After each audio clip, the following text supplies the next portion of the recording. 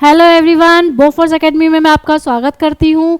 बच्चे जो कि पिछली ई काउंसलिंग के बारे में जानते थे, उन्हें ये पता था कि हर बार 10 सैनिक स्कूल और 4 आपके क्या होते हैं न्यू सैनिक स्कूल आपको चूज़ करने पड़ते थे, यानी टोटल आपको 15। एक आपका जो आपने एप्लीकेशन फॉर्म पे फिल कर रखा था वो स्कूल होता है, और एक NS आपको और जो है नो सैनिक स्कूल और चार पांच सैनिक स्कूल जो है न्यू सैनिक स्कूल्स की लिस्ट आपको देनी होती थी हर राउंड में। इस बार NTA ने बहुत बड़ा चेंज लाया है, क्योंकि वो ऑलरेडी बहुत लेट हो चुकी है। अब तक एडमिशन्स जो हैं वो हो जाने चाहिए थे, प्रोसेस कंटिन्यू होना चाहिए था, ई काउंसलिंग हो जानी चाहिए थी, लेकिन अभी तक ई काउंसलिंग का फर्स्ट राउंड भी नहीं हुआ है। सभी जानते हैं इस बात को। तो हमें क्या करना है, हमने जैसे ई काउंसलिंग में पहले 10 स्कूल की चॉइस भरते थे जैसे, और फिर उसके बाद हमने उसमें से एक्सेप्ट किया, रिजेक्ट किया, और आगे हमने फर्दर प्रोसेस में हमने सेकेंड राउंड में चले गए। इस बार क्या हो रहा है, इस बार आपको 33 सैनिक स्कूल एक साथ चॉइस फिल करने हैं। क्या कहा, 33 सैनिक स्कूल्स की चॉइस एक बार में ही देनी है। एक बार में ही आपको 33 सैनिक स्कूल्स को प्रायोरिटी वाइज आप उनकी चॉइस की फिलिंग एक साथ करेंगे। और अगर आप NSS भी आपने चूज़ करा हुआ है तो 40 स्कूल्स जो NSS के हैं उनको भी आप प्रायोरिटी देकर चॉइस फिलिंग में रखेंगे फर्स्ट राउंड में ही। राउंड जो फर्स्ट होगा ई काउंसलिंग का, उसी के अंदर आपको 33 सैनिक स्कूल्स और 40 न्यू सैनिक स्कूल्स की लिस्ट जो है पूरी आपको बनाकर देनी है। अगर आपने अपने अकॉर्डिंग नहीं दी तो वो अल्फ़ाबेटिकली ऑर्डर में वो आपका ले लेगा। ठीक है, अल्फ़ाबेटिकली ऑर्डर में ही आपको चॉइस फिलिंग दे रखी है। आप अल्फ़ाबेटिकली उसमें नंबर 1 पर मेरी ये चॉइस है, नंबर 2 पे ये है, नंबर 3 पर ये है, इस तरह से आप चॉइस फिल कर सकते हैं। ठीक है, इसमें प्रायोरिटी में 6 राउंड होंगे ई काउंसलिंग के। सबसे पहले बात आपको मैं ये बता दूं, ई काउंसलिंग के जो ऑनलाइन राउंड होने हैं वो 6 होने हैं, और एक स्पोर्ट का जो होगा वो ऑफलाइन काउंसलिंग का होगा, लास्ट जो राउंड होगा। ठीक है, लास्ट राउंड उन बच्चों के लिए है जो अगर किसी स्कूल में कोई सीट वैकेंट रह गई है तो, और उसने अपना जो है प्रायोरिटी पे उस स्कूल को रखा हुआ है और उसके मार्क्स जो है उसकी मेरिट लिस्ट के बराबर में आ रहे हैं, तो वो स्कूल अपने आप से आपको बोलेगा कि आपके लिए 1 दिन का समय है, आप आइए और एडमिशन कराइए। वो 1 दिन के समय में ही आपको डिसीजन लेना है कि आपको कराना है या नहीं कराना है। उसमें कोई चॉइस फिलिंग नहीं होगी, उसमें आपकी तरफ से कुछ नहीं होगा। उसमें जो स्कूल चाहता है कि मेरा इस नंबर पर इस बच्चे को मैं ले सकता हूँ, तो वो आपको जो है इन्फॉर्मेशन दे देगा, और आपका स्पॉट एडमिशन का मतलब ये है कि आपको 1 दिन में ही जाके फाइनल करना होगा। ठीक है, तो सबसे पहले आप अपनी एक लिस्ट बनाइए।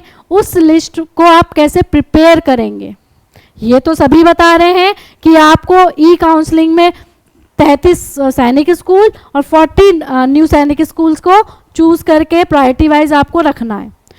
रखना कैसे है, तो रखना कैसे है उसके लिए आपको सबसे पहले सीट मैट्रिक्स को डाउनलोड करना है। अपने स्कोर कार्ड को डाउनलोड करोगे, सीट मैट्रिक्स को डाउनलोड करोगे, कट ऑफ लिस्ट को डाउनलोड करोगे, तीनों का प्रिंट आउट निकलवाओ। प्रिंट आउट निकलवाने के बाद फिर आपको मैंने एक रैंक लिस्ट दिखाई थी जो ऑल इंडिया मेरिट लिस्ट है, उसमें कहाँ तक आप आ रहे हैं। जिस भी पेज पर आपका नंबर आ रहा है उस पेज से ऊपर वाले बच्चों तक आपको देखना है, फिल्टर लगाना है। फिल्टर किस में लगाना है, आपके जेंडर में, आपके डोमिसाइल में और आपकी कैटेगरी में। फिल्टर लगाने के बाद आपको पता चल जाएगा मेरे से ऊपर कितने बच्चे हैं। ठीक है, ये फिल्टर कैसे लगाना है ये मैं अपनी प्रीवियस वीडियो में आपको बता चुकी हूँ। आप बोफोर्स एकेडमी के चैनल को सब्सक्राइब कीजिए और इम्पोर्टेंट जो वीडियोज़ हैं वो आप देख सकते हैं।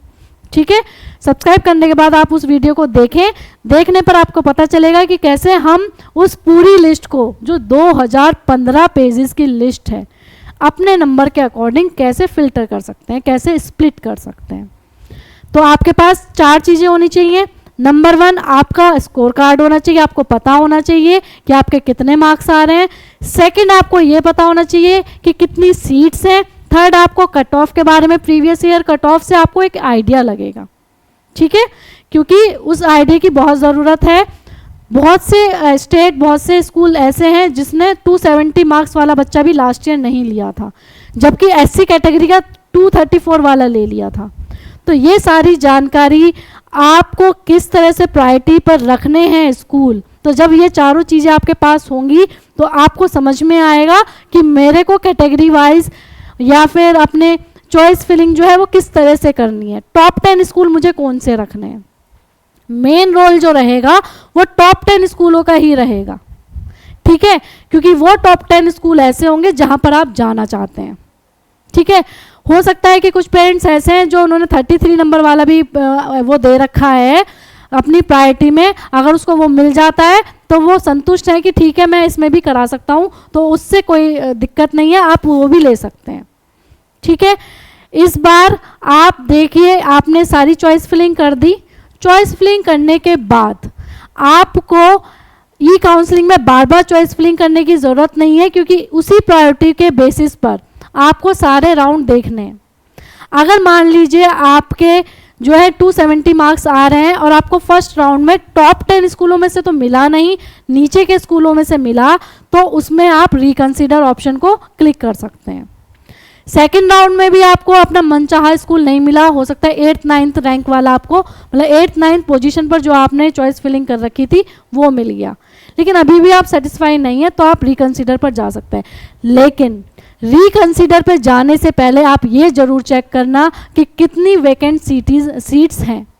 सीट वैकेंट बाद में भी होती हैं, डॉक्यूमेंटेशन के टाइम पर, मेडिकल के टाइम पर, और जब फीस पे होती है तब भी। और बहुत से बच्चे क्विट भी कर देते हैं सारे प्रोसेस होने के बाद भी।